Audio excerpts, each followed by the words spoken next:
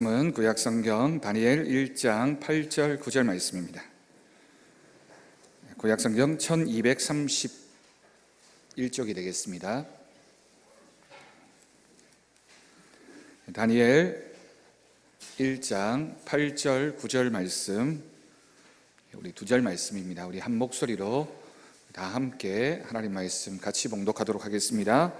다니엘은 뜻을 정하여 왕의 음식과 그가 마시는 포도주로 자기를 더럽히지 아니하리라 하고 자기를 더럽히지 아니하도록 황관장에게 구하니 하나님이 다니엘로 하여금 황관장에게 은혜와 긍휼을 얻게 하신지라. 아멘. 할렐루야. 우리가 새생명 전도잔치를 오늘까지 잘 하나님 은혜 가운데 잘 마쳤습니다. 통계를 보니까 48명 정도가 우리 교회를 찾아오셨네요. 오신 것도 참 귀하고 반가운 일이지만 우리가 이렇게 우리 교회를 오신 분들이 믿음으로 잘 정착해 갈 수 있도록 우리가 사랑으로 또 섬기고 챙기는 우리 교회가 되기를 간절히 바랍니다. 우리 오전에 불렀던 풀꽃 노래 같이 한번 불러보겠습니다. 옆에 계신 분들 바라보면서. 네.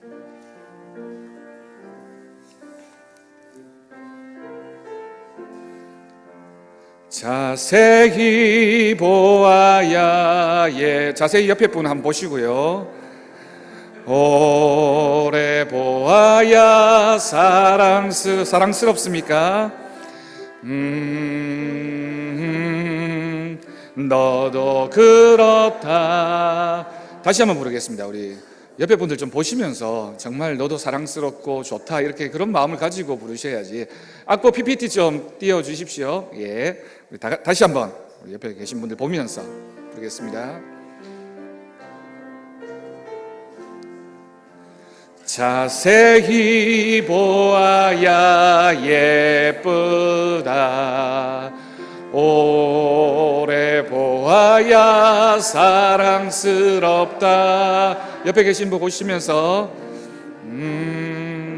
너도 그렇다. 아멘. 찬양은 아니지만 정말 찬양 가사처럼 참 마음에 와닿는 구절인 것 같습니다. 우리 경주왕성교회 성도들이 정말 우리가 서로를 바라보면서 자세히 보고 또 오래 보면서 서로 사랑하고 존중하고 서로 아끼면서 정말 당신도 하나님의 사랑받기에 합당한 사람입니다. 우리 모든 하나님의 한 형제입니다. 자매입니다. 고백하는 우리 믿음의 공동체가 되기를 간절히 바랍니다. 어떤 병에 내용물이 담겨져 있다면 그 내용물을 꺼낼 수 있는 방법이 뭘까요? 어떤 분들은 과격하게 병을 깨면 된다. 깨뜨리지 말고 그래도 병도 귀하니까 병에 고체가 되었든 액체가 되었든 뭔가 담겨져 있을 때 그 내용물을 병에서 꺼낼 수 있는 방법이 무엇일까요? 병을 기울이면 됩니다. 그죠? 기울이면 그 안에 있는 내용물이 흘러나오게 됩니다. 만약 사람이 마음을 담는 병이라고 한다면 그 사람의 마음을 그러면 어떻게 알 수 있을까요? 그 사람의 마음을 알 수 있는 방법은 그 사람의 마음을 기울여 보면 됩니다. 마음을 기울인다는 것은 어떤 의미일까요? 마음을 기울인다라고 하는 것은 위기 앞에 섰을 때, 어려움을 당했을 때 그 사람의 마음이 기울어지게 됩니다. 평소에는 사실은 다 비슷해요. 우리가 서로 다 비슷한 사람인 것 같고 다 좋은 사람인 것 같은데 언제 우리의 마음속에 담겨져 있는 것들이 밖으로 드러납니까? 어려운 일 당하고 갈등이 있고 아픔이 찾아오면 우리의 마음에 들어있던 것들이 우리의 몸이 기울어지고 우리의 마음이 기울어지면서 밖으로 나오게 되는 거죠. 그때 그 사람이 어떤 사람인지를 알 수 있게 됩니다. 네, 여러분, 믿음도 마찬가지입니다. 이 사람의 믿음이 진짜 믿음이냐, 좋은 믿음이냐, 아니면 그냥 겉만 번지르한 믿음이냐, 언제 판결이 날까요? 우리가 위기 앞에 섰을 때, 어려운 일 앞에 섰을 때, 그래서 우리의 마음이 기울어지고 우리의 몸이 기울어지는 그 상황이 오면 우리의 믿음도 기울어지게 되고, 그러면 그 믿음 안에 담겨져 있는 것들 무엇인가가 흘러나오게 됩니다. 근데 거기에서 흘러나오는 것이 소망이고 기쁨이고 은혜고 확신이면 그 사람은 정말 믿음의 사람이죠. 근데 믿음을 기울였더니만 불평이 나오고 원망이 나오고 신세한탄이 나오고 그런 것들이 흘러나오면 그 사람의 믿음은 잘못된 믿음이라고밖에 할 수 없다라고 하는 겁니다.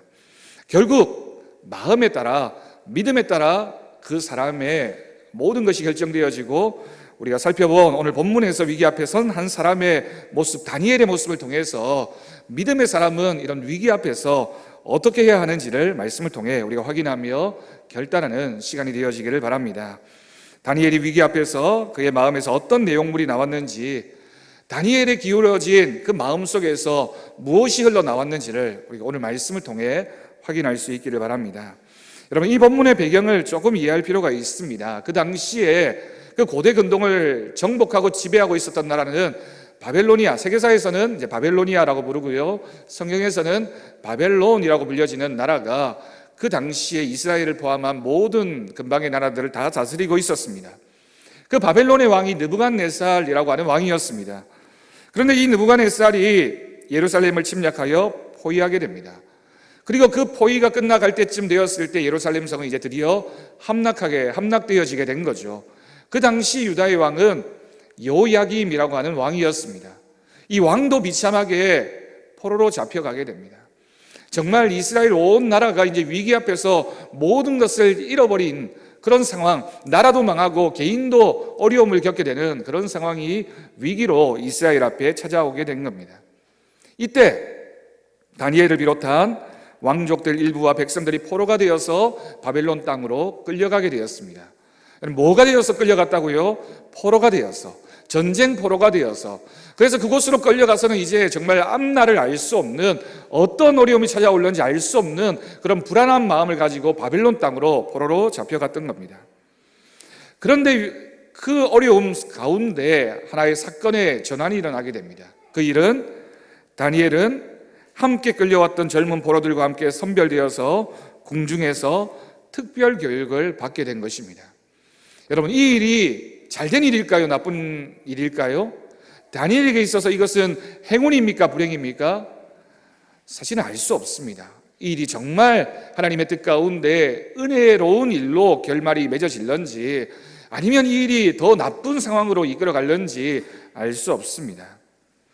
이 다니엘을 포함한 친구들은 3년 동안 바벨론의 문화와 언어와 학문을 익힌 뒤에 왕을 모시게 되었습니다.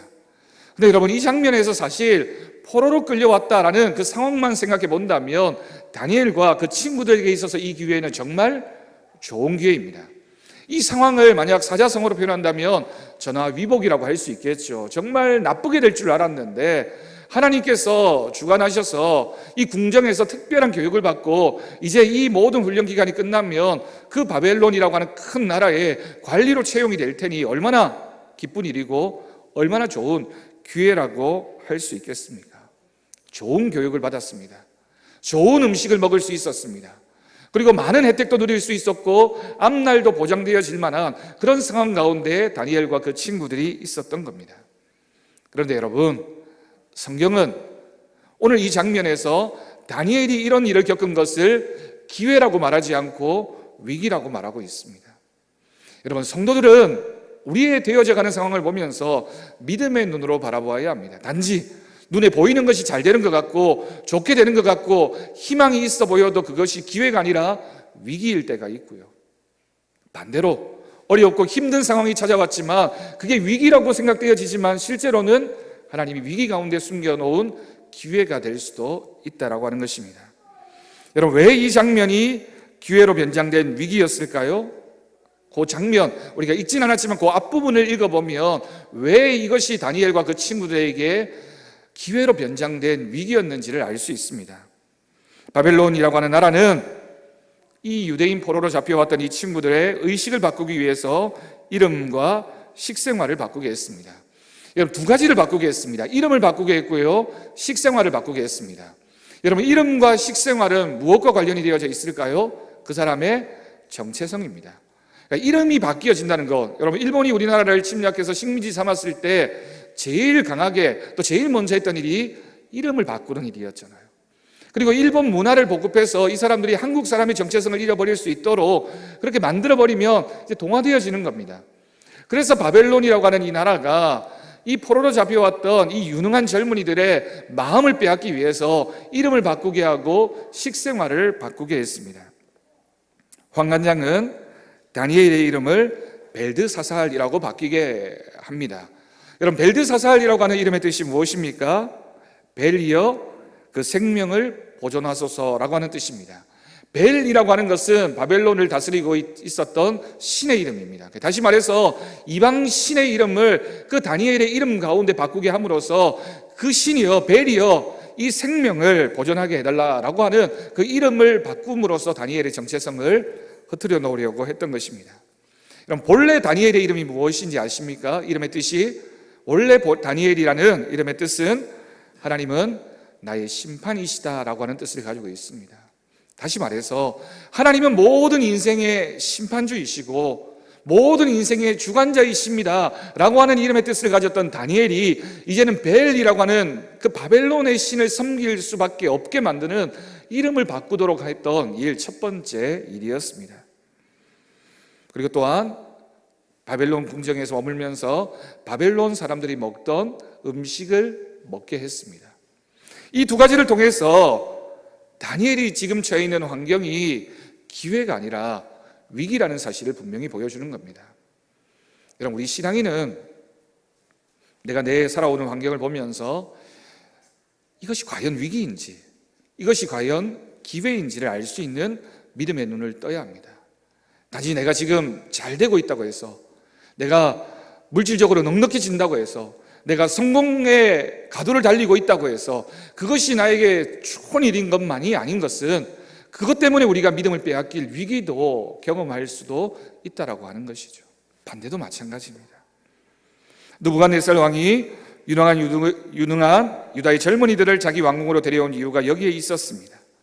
이 사람들을 철저하게 바벨론화 시켜서 전체 이스라엘 사람들 대표하는 이 젊은이들을 바꿔 놓으면 그 모습을 보면서 이스라엘 전체 사람들 다 변화시킬 수 있을 것이다 라고 하는 생각으로 이 젊은이들을 대표적으로 변화시키려고 그렇게 만들었던 것입니다. 여러분들, 이 빼앗긴 삶 속에서 다니엘이 했던 반응이 무엇입니까? 오늘 우리가 읽은 1장 8절 말씀입니다. 우리 다 같이 한번 1장 8절 말씀을 우리 한 목소리로 다 같이 읽겠습니다. 시작. 다니엘은 뜻을 정하여 왕의 음식과 그가 마시는 포도주로 자기를 더럽히지 아니하리라 하고 자기를 더럽히지 아니하도록 환관장에게 구하니. 아멘. 여러분, 다니엘이 뭘 했다고요? 뜻을 정했다.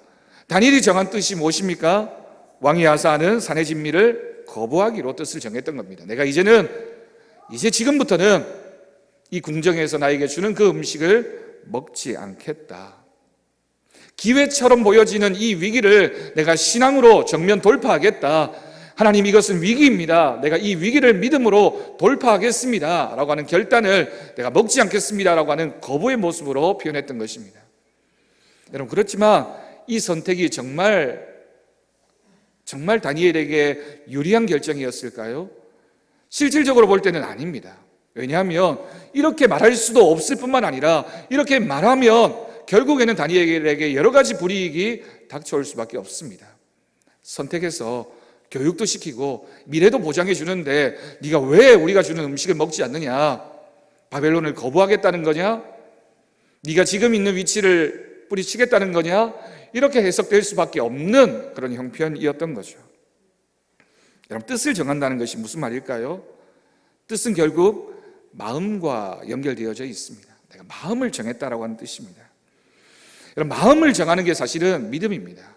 오늘도 우리가 새생명 전도잔치를 하면서 50명 가까운 새가족들이 우리 교회를 방문했습니다. 그런데 여러분, 마음을 정해야지만 사실은 믿음을 시작하게 됩니다. 마음이 세상에 있는데 마음이 정해지지 않았는데 예배를 드린다, 아니 우리가 신앙생활을 할 수 있다, 그렇지 않습니다. 진짜 하나님 앞에 마음을 정할 때, 우리가 마음을 하나님 앞에 드릴 때 우리의 신앙이 시작되어집니다. 오늘 1장 8절 말씀을 새번역 성경에서는 이렇게 번역을 하고 있습니다. 다니엘은 왕이 내리는 음식과 포도주로 자기를 더럽히지 않겠다고 어떻게 했다고요? 마음을 먹고 환관장에게 자기를 더럽히지 않을 수 있도록 해달라고 간청하였다라고 기록했습니다. 영어 성경도 마찬가지입니다. KJV라고 하는 영어 성경에서 이 뜻을 이렇게 번역하고 있습니다. But Daniel purposed in his heart라고 되어 있습니다. 하트라고 하는 단어는 마음입니다. 그러니까 마음을 정했다라고 하는 거죠. 마음을 먹었다. 내가 하나님께 마음을 두었다. 내가 하나님 앞에 뜻을 두었다. 바벨론에 포로로 끌려왔습니다. 성공할 수 있는 기회를 붙잡을 수 있는 그런 찬스가 왔습니다. 정말 이 기회를 붙잡으면 그 바벨론이라는 나라에서 큰 성공할 수 있는 기회인데 다니엘은 마음을 다르게 먹었습니다. 내가 이걸 거부하겠다. 하나님 뜻대로 살겠다. 하나님 뜻대로 사는데 내 뜻을 정하겠다. 마음을 먹었던 것입니다. 여러분, 다니엘이 뜻을 정한 것은 마음을 정한 것이고 마음을 지킨 것입니다. 마음을 지킨다는 것이 참 중요하죠. 여러분, 우리가 우리 안에 있는 내면이 흔들리는 건 대부분 마음이 흔들릴 때입니다. 이렇게 할까? 저렇게 할까? 내가 이 장사를 할까? 저 장사를 할까? 이 직장을 선택할까? 저 직장을 선택할까? 내가 이 사람을 만나야 하나? 저 사람을 만나야 하나? 이 모든 갈등은 우리가 마음을 정하지 못하면 일어나는 일입니다. 다니엘이 누구를 향해서 자신의 마음을 정했습니까? 하나님을 향해서. 우리가 어떤 선택을 하든 어떤 마음을 정해야 하는 상황에서도 하나님께 우리의 마음을 두는, 하나님께 우리의 마음을 정하는 믿음이 우리 가운데 있기를 간절히 바랍니다. 다니엘이 하나님을 보았습니다. 하나님을 바라보았습니다. 마태복음 5장 8절을 보면 이 마음이라고 하는 단어를 이렇게 기록하고 있습니다. 산상수훈의 한 구절인데요, 마음이 청결한 자는 복이 있나니 그들이 하나님을 볼 것이며. 마음이 청결하다라고 하는 것이 무슨 뜻일까요? 마음 가운데 세상도 들어와 있고 돈도 들어와 있고 명예도 들어와 있고 그렇지 않고 마음을 깨끗하게 만들어서 하나님만 그 마음 속에 정한 사람은 누구를 본다고요? 하나님을 볼 수 있다. 여러분, 마음속에 정말 하나님만이 계십니까? 그럼 하나님을 볼 수 있습니다. 정말 우리의 마음속에 하나님을 향한 마음을 정하고 뜻을 정하면 하나님을 볼 수 있는 은혜가 우리 가운데 있을 줄로 믿습니다. 여러분, 신앙생활 하면서 하나님 보십시오. 우리 하나님 만나야죠. 하나님의 은혜를 우리의 마음속에 깊이 고백해야죠. 그러려면 우리가 정말 우리의 마음속에 다른 것 들여놓지 않고 하나님 앞에 우리의 마음을 정해야 합니다. 자신의 삶을 위협하는 여러 가지 위기 속에서 다니엘이 바라보았던 것은 위기보다 하나님을 바라보았습니다. 그래서 다니엘은 포로로 잡혀온 신세였지만 마음을 지킬 수 있었고 마음을 지켰기 때문에 하나님을 향한 믿음을 지킬 수 있었습니다. 끝까지 하나님을 섬기는 사람으로 살고자 마음 먹었고 끝까지 하나님을 향한 마음이 변하지 않고 하나님 앞에 그 믿음으로 나아갔던 겁니다. 여러분, 우리가 사람이 변하는 건 그 사람의 외모가 변할 때 사람이 변한다고 얘기하지 않습니다. 뭐가 변해야 그 사람이 정말 변했다고 얘기합니까? 마음이 변하는 거죠. 사람이 변했어, 마음이 변했다는 겁니다. 예전에는 안 그랬는데 그 사람 참 변했어, 마음이 변했다는 겁니다. 우리가 하나님 앞에 마음을 두었다면 마음 변하지 않고 그 마음을 든든히 지켜서 주님만 바라보는 그 믿음으로 나아가야 하겠습니다. 그런데 여러분, 우리가 지켜야 할 것들이 참 많이 있는데 그 중에 지키기 제일 어려운 게 또 마음입니다. 그래서 참 내 마음 먹은 대로 되지 않는다, 마음 먹는 건 내 의지고 내 생각인데 마음 먹은 대로 되지 않는 일들을 얼마나 많이 봅니까? 마음은 또 내 마음을 붙잡았는 것 같은데 자꾸만 흔들리는 경험들도 하게 되는 것이 우리들의 현실입니다. 마음 먹었고 마음 정했고 내 마음대로 해야 되겠다라고 생각했는데 그렇지 않는 우리들의 모습은 왜일까요? 왜냐하면 마음은 남들이 보지 못하는 곳이기 때문입니다. 다른 사람들이 보지 못하는 곳에 마음이 꽁꽁 숨겨져 있습니다. 정말 숨겨져 있습니다. 때로는 내 마음을 내가 알 수 없을 정도로 숨겨져 있어서 내 마음이 정말 뭘까? 나도 내 마음을 모를 정도로 숨겨져 있을 때가 있습니다. 그런데 여러분, 기억해야 할 것은 하나님은 그 마음을 아십니다. 다윗을 향하여 하나님 뭐라고 말씀하셨습니까? 내가 너의 중심을 보았다, 너의 마음을 보았다. 하나님 우리의 마음을 보시는 분이십니다. 그래서 우리의 마음도 하나님께 맡겨야 됩니다. 내 마음 먹은 대로 되는 것이 아니라 내 마음을 내가 먹는 것이 아니라 하나님 앞에 의지해야 되는 거죠. 하나님 앞에 맡기고 기도하고 하나님, 내 마음이 하나님께로 정해지기를 원합니다. 내 마음 흔들리지 않기를 원합니다. 이렇게 저렇게 흔들리는 마음이 아니라 하나님께 마음과 뜻을 정해서 하나님만 바라보기를 원합니다. 그러려면 여러분, 중요한 것은 날마다 마음을 훈련해야 합니다. 여러분, 훈련이라고 하는 건 우리가 보통 육체적인 것에 많이 결부시키잖아요. 몸도 단련하고 건강하게 하기 위해서 운동도 하고 그런 육체적인 것들이 훈련이라고 생각하는데 실제로는 여러분 마음도 훈련해야 됩니다. 마음이 단단해질 수 있도록 흔들리지 않도록 늘 훈련해야 됩니다. 여러분 청소년 시기에 제일 중요한 게 뭐냐면 자기가 누구인지를 아는 게 청소년 시기의 중요한 발달 과업이거든요. 그걸 해야지만 그 다음 시기로 넘어갈 수 있어요. 청년기에 넘어가서 정말 자기 인생을 살려면 청소년 시기에 내가 누구인지를 알아야 되는데 내가 누구인지를 아는 게 내 마음을 아는 겁니다. 그런데 그 내 마음을 아는 게 뭡니까? 하나님이 나를 어떻게 만드셨는지를 아는 것, 하나님 앞에서 내가 어떤 사람인지를 아는 것, 날마다 훈련해야 됩니다. 기도의 훈련하고 찬양의 훈련을 하고 예배 훈련을 하고 그래서 내 마음도 자꾸만 훈련해서 다듬어 가야 된다는 거죠. 여러분 인생에 우리 모두의 마음은 사실은 원석과도 같아요. 그래서 이 마음이 다듬어지지 않으면 얼마나 많은 모도 있고 얼마나 많은 가시도 있고 얼마나 많은 다듬어지지 않은 부분들이 많은지 모릅니다. 불쑥불쑥 그렇게 튀어나올 때가 있잖아요.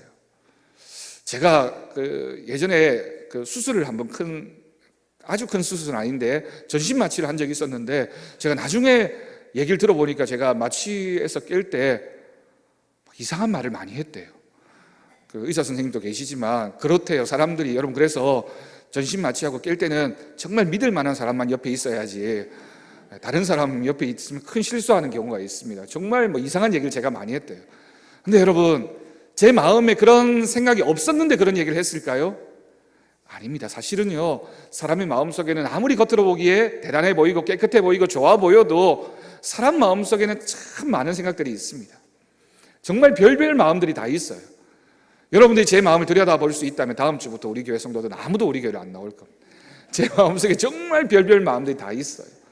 그런데 여러분 이 마음을 잘 훈련해야 됩니다. 그래서 우리 믿음을 지키려면 없애야 될 부분들은 정으로 좀 깨고 모난 부분들은 좀 다듬고 대표로 좀 밀고 다듬고 또 다듬고 또 다듬어서 주님 앞에 서는 그날까지 정말 주님이 우리를 불러서 이제 올라오라고 얘기하는 그 순간까지 자꾸만 훈련시켜 가야 하는 것이 우리들의 마음입니다.